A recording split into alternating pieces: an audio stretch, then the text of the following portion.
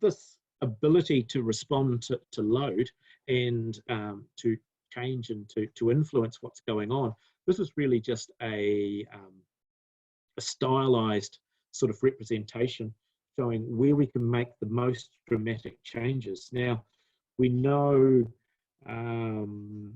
if we talk about the epigenetic effects, we can reprogram and up and down regulate different genes depending on the nutrition of the dam with that foal. And the classic example that we know from the influence of nutrition and the subsequent foal and predisposition towards things like flexural limb deformities is the use of copper and copper supplementation in the third trimester. So it's a lovely example showing how you can manipulate. There's some really nice data in rats which shows that if the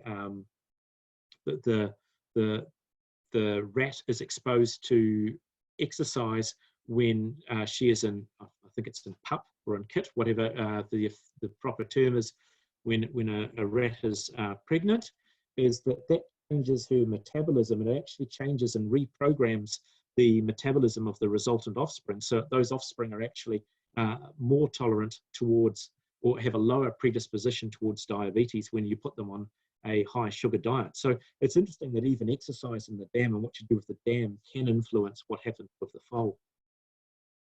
But for us, pragmatically, and what we know about is this idea of the neonate and the weanling. So when the foal hits the ground, and then around about the time of weaning, that's where the tissue is still most receptive, and we can influence the architecture and the future direction of where that development of the musculoskeletal system is going to occur. And that's sort of what we've focused a lot of our work on over the last 20 years. I do have in there, you can see it's diminishing returns in your ability to influence, but I do have there this thing that I call the juvenile, which is when a horse is young and still into sport. And this really relates around the idea of still around 2 years of age when you start doing things with horses 2 years of age. And I'll show you some data from some epidemiological work that we did that looked at the effect of 2-year-old racing and training and the ability to stimulate the tissue. So what we're really seeing here is this idea that we've got a window when it's a neonate, when it's first born, up to weaning, and around weaning we can really influence what's happening.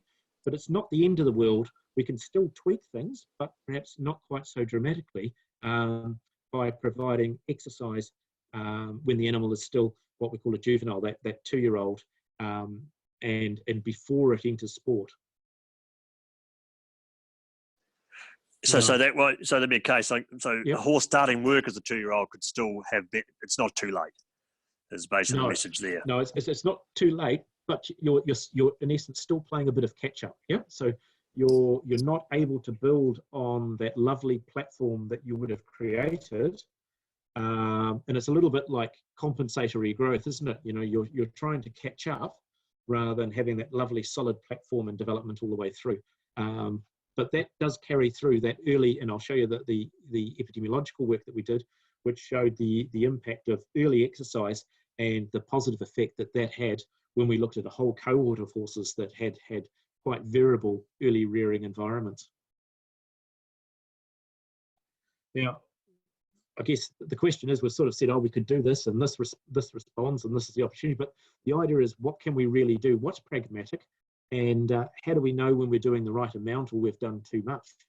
And I think this is a lovely example, perhaps, as every horse breeder really feels a little bit like this chap balancing up there, is you're trying to do the best that you can for your foal.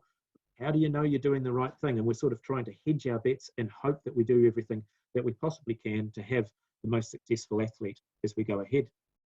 Now, within the sports science literature, we have a couple of sort of, I guess, mantras or frameworks that we work around. And so this is, I find this quite a nice way to sort of think about where we want to be and what we want to be doing with the different tissue in the animal and the way that we do things. And so if we look at the diagrams here, what we have are the square boxes represent load, so that's exercise, and the dotted lines represent the response. And this could be at a holistic level, it could be all right down to actually at a tissue level where we're talking about specific tissue like bone, cartilage, or tendon. And so if we look at what we have than diagram A. This is the idea of applying too little and not frequently enough. So you can see the square boxes are applied, that's the appropriate load. But what we have here is that we've got the tissue responding, saying, I've got to change what I'm doing, and we have this rebound effect. Now, we've missed the rebound effect, and so what's happened here is out of this conservation of energy approach that the horse has, is that, oh, that was a one-off. Okay, so it's not going to occur again, so it's regressed back to the norm. And then you provide the load again, and then, oh, okay, and it starts to respond. So what we've got here is that it is too little and not frequently enough to actually cause an effect. So it's a little bit like working your horse once a month and then expecting it to be, to perform exceptionally well in competition. It's not sufficient training to create a platform to go forward. What we have in B is representation of the ideal loading program that we want. And this is what we want in young animals, where we can see, and this is what foals do when we watch play activity at pasture, is this cumulative increase in load and the timing of the load just at the right time. So if we look here, we can see the timing of the load, the box, we get the tissue responding, the rebound effect, and then the load cycle's applied again and again. But we see this lovely increase in either the composition or the ability to respond, or if we talk about in racehorses, the idea of cardiovascular fitness. So with each load cycle, we're providing the load cycle just as we come out of the rebound, and that causes a cumulative increase in quality or in fitness. Now, what we have in C is what we don't want to do, and that's where we've probably been a little bit over enthusiastic. We've applied too much load and we haven't provided sufficient time for recovery. So rather than hitting on the rebound, we hit it just as the tissue is sort of just starting to climb out of, oh, I've had to do something, I've got to change what I'm doing, and the reprogramming. And what occurs here is that we see a progressive decrease in the quality or the ability to respond. And so this is, if we talk about it in a holistic sense, the classic example of this is overtraining in a human athlete or in a horse, where no matter we think we're applying the appropriate training load, but the horse is not improving in fitness. And that's a lovely holistic example of what occurs at a tissue level. It's exactly the same thing.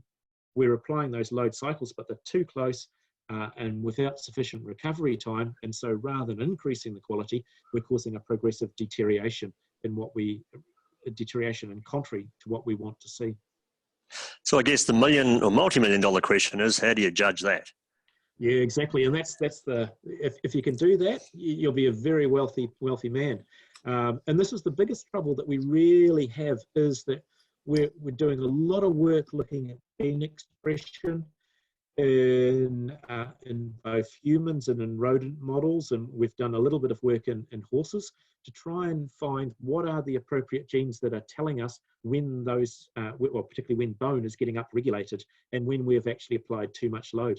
And these genetic markers or biomarkers are what people have spent the last 20 years with an awful lot of money trying to look at, to try and identify. And particularly for us in horses, that's cartilage. If we can find biomarkers for cartilage response, then that is the holy grail, because it's very hard to get in a joint and actually see what's happening and understand what you have with a horse. And so you have to try and do everything that you believe you can and create the appropriate platform.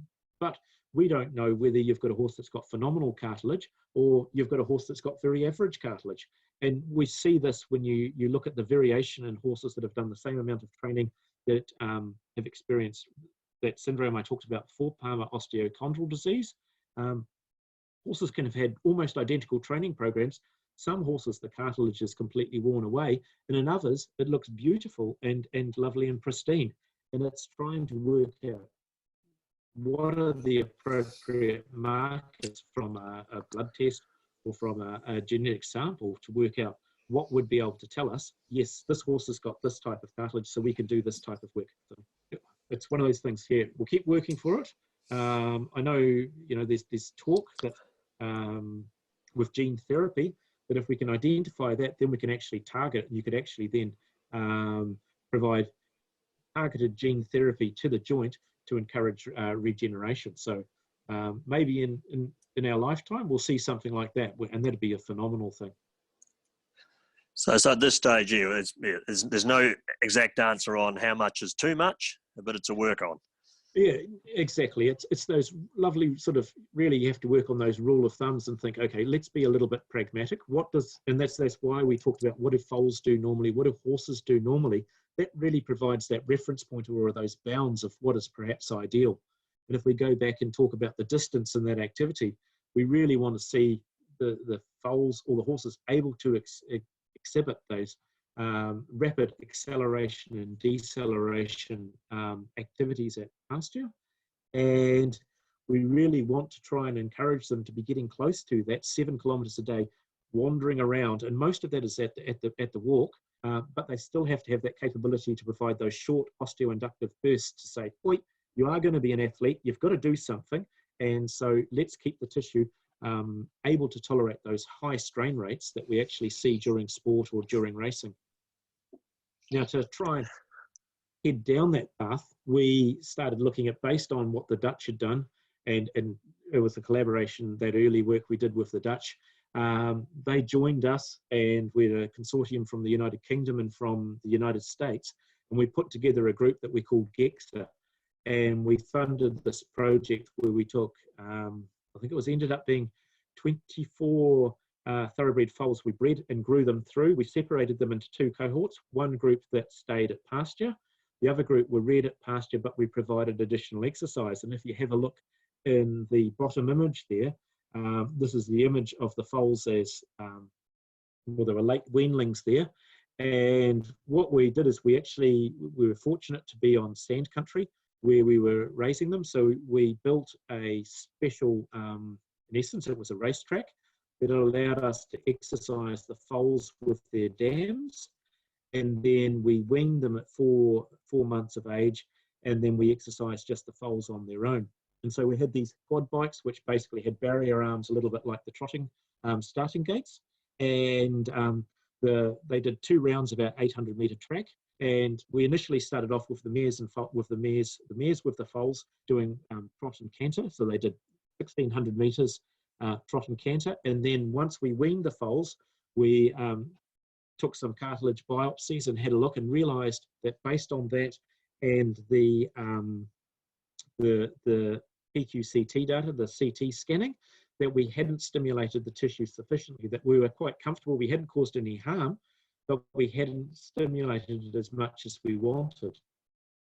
And so we introduced some gallop work. So what we ended up doing is they did 1.5 rounds at canter, and then we basically opened up the lead quad bike and allowed the horses to gallop for the last half of the second round to go as fast as they could. So they had some gallop work. And we did this from a very early age. We started this at when the foals were 3 weeks old. And when we looked at the activity they were doing at pasture, we'd increased what we called their workload by 30%. Now, I've got some data to show you there, but we didn't cause any harm. And what we actually did is we upregulated the chondrocyte expression in the fetlock joint. So that joint that is our problem joint, we upregulated the chondrocytes in the cartilage there. So we increased expression. We what we found is we got very subtle changes in some of our CT parameters, but what we think occurred is that created this cumulative platform that when we looked at those horses when they were racing, that suddenly we saw this divergence and we saw an acceleration in bone quality in the horses that had been preconditioned compared to those animals that had already been at pasture. So this basically told us that even at pasture, if we encouraged them to do a little bit more, that we could upregulate both cartilage and bone and improve the quality of that. So even at pasture, and these were reared in 10 acre, 4 hectare paddocks. So even with that, we could nudge it along a bit more. So it made us relatively confident that there is an opportunity to perhaps do something extra and tweak things a bit more than what we actually already do within conventional management systems. I think interesting too, Chris, you pointed out that at the end of it, those weanlings would chase the bike. You weren't chasing them. They were running after the bike. Because they wanted to. We thought initially that we had 2 bikes with the barrier arms. We thought we'd have to, use the trail bike to chase them, and the lead bike to try and retrieve them. And what we found is that they just loved, you know, and it's a bit anthropomorphic to say they loved it, but they appeared to just love it. And well, you can see we've got a little, you can see we've got some feed sacks flapping on the top barrier there on that quad bike to try and keep the foals from running over you. And the reality is, as soon as we got round and opened it up for the gallop, those foals were off. They loved it.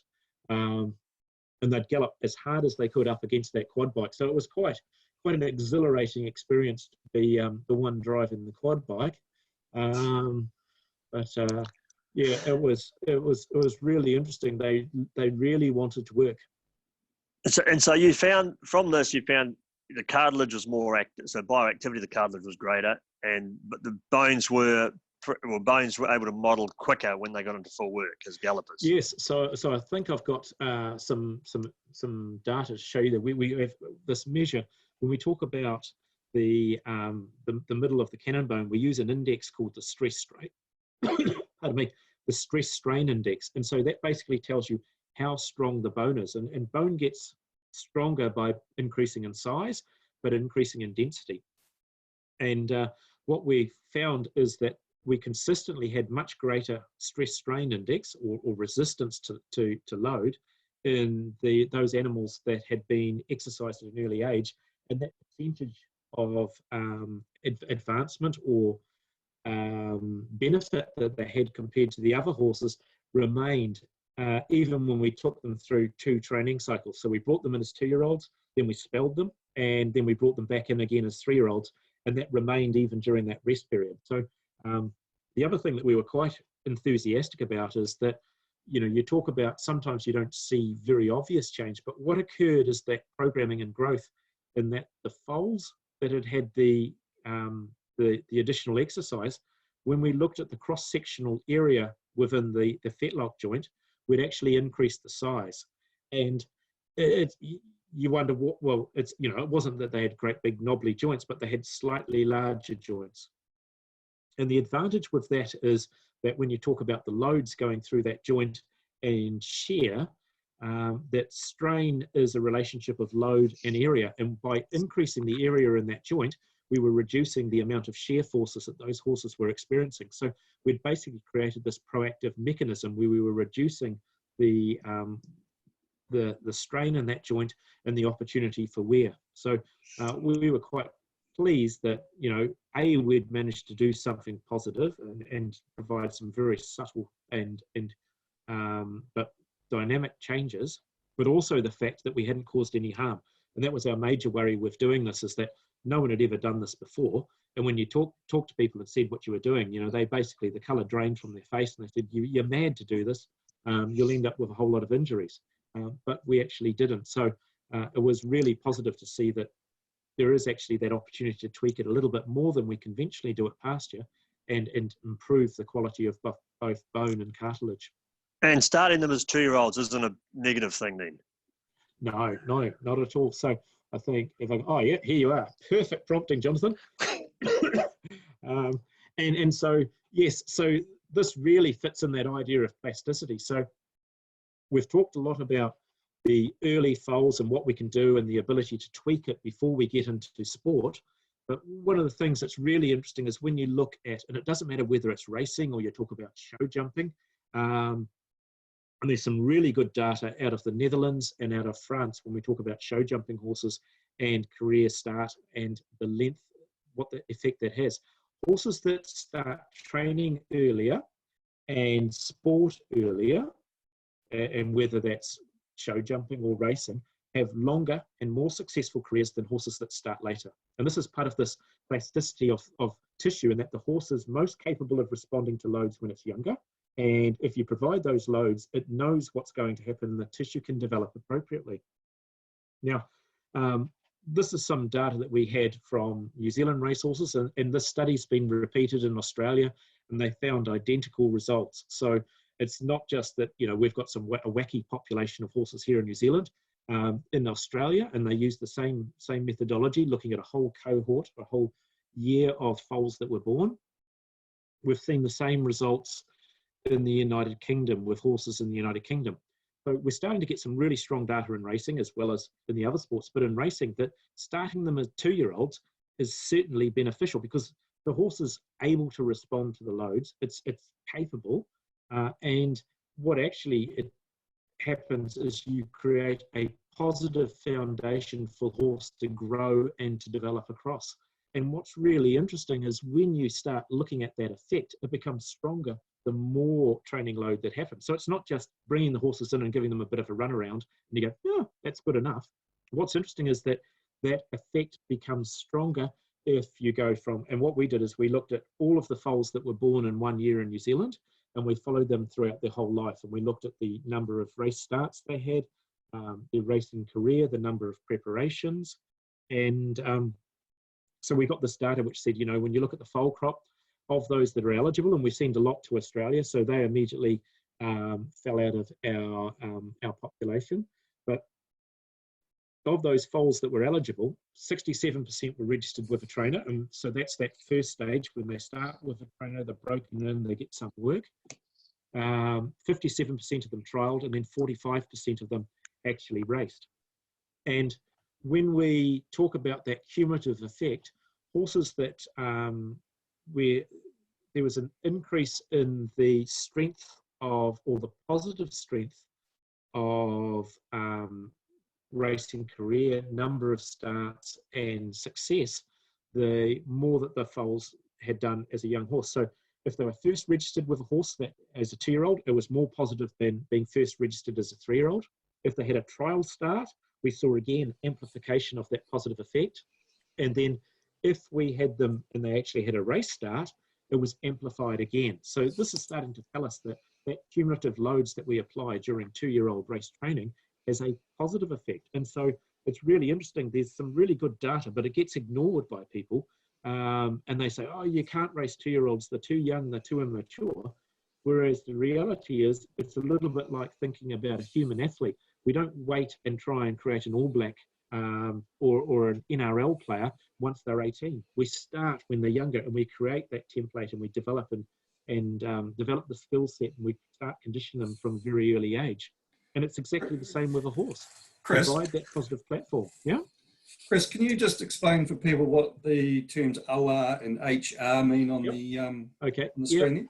Yeah, good as gold. So OR is the odds ratio. So this is, you know, the odds that, so we've got the horses that were registered with a trainer as 2-year-olds, placed or one more, and the odds ratio was 2.71. So it's basically saying if a horse was registered with a trainer as a 2-year-old, it was 2.7 times more likely to be placed or have a win during its career than a horse that first started training as a 3-year-old.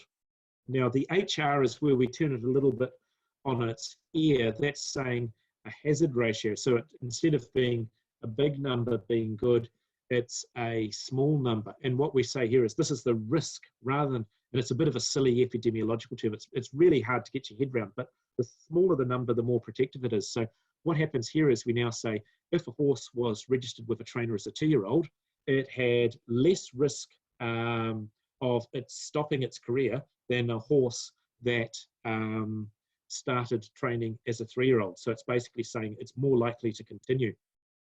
And even when we took that 2-year-old year out, so we said, let's ignore the number of starts and races that it had as a 2-year-old, and we'll compare from 3-year-old onwards, and we just compare those horses that started at 3 with those that started at 2, with their racing career going from 3 years onwards, we still saw this effect. So it's not just because they had an extra year of racing, it's the fact that by starting earlier, we'd conditioned them, we'd reduce the risk of injury because we'd primed their musculoskeletal system, and these animals were able to be more successful. So it really is nice. I mean, and it's nice that this data has been replicated in Australia and in the United Kingdom, where we actually have some real robust data to be able to say, look, we should be doing work with 2-year-olds. It's the logical thing to do. The industry, and this is what we often find, is people in the industry do the right thing.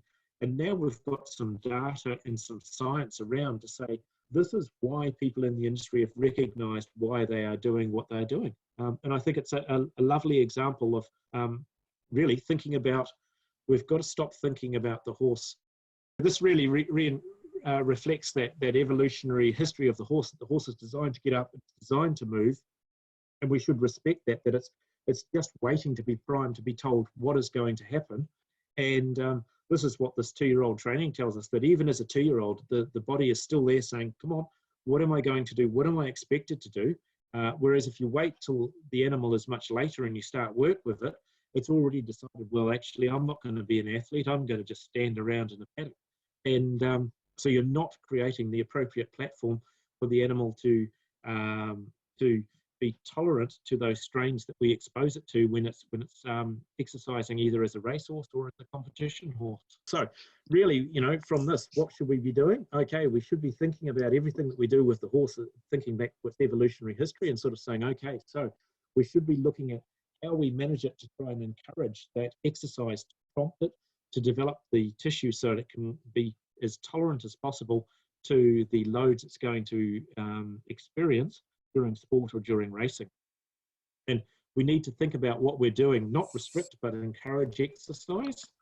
And this idea that even as a 2-year-old, the window hasn't closed. And so even if worst case scenario, what we need to be thinking about is, okay, let's try and do something with these horses as 2-year-olds. And even if they're sport horses, we should be doing something with them as 2-year-olds to prime them for what's going to happen later on.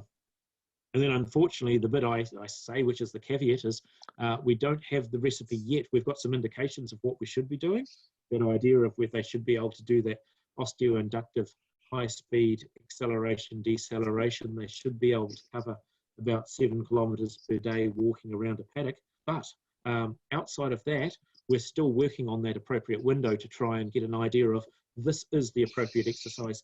This is the best window that we can have to stimulate the horse so that it is able to tolerate the loads that it's going to experience during racing or during sport.